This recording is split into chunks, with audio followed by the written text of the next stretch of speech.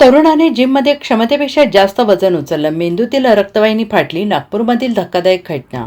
पिळदार शरीर कमावणे, तंदुरुस्त राहणे आणि आपल्या शरीराची काळजी आणि व्यायाम म्हणून अनेक जण जिमचा पर्याय निवडत असतात. मात्र जिमच्या माध्यमातून कमालीचे पिळदार शरीर तयार करण्याच्या नादात नागपूर तरुणाई आपल्या जीवाशी खेळत असल्याचा धक्कादायक प्रकार नागपूरच्या एका घटनेमुळे समोर आला आहे. नागपूरमध्ये एका 23 वर्षीय तरुणाची अतिव्यायामामुळे मेंदूतील रक्तवाहिनी चक्क फाटली आहे.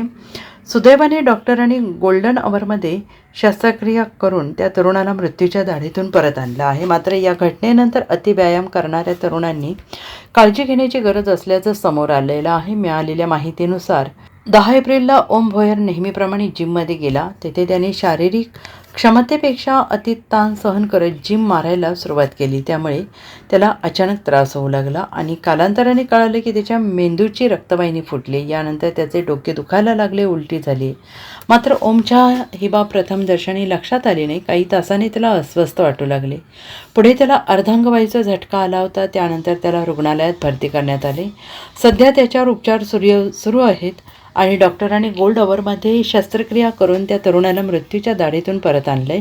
दरम्यान अति व्यायाम करणे हे नेहमी धोकादायक असते. प्रत्येक व्यक्तीच्या शरीराची क्षमता वेगळी असते. त्यामुळे किती ताण सहन करून व्यायाम करायला हवा हे स्वतःच त्या व्यक्तीने ठरवावे, असा सल्ला ओमची शस्त्रक्रिया करणारे डॉक्टर सचिन ढोमणे यांनी दिला आहे. Bureau report SBN Marathi.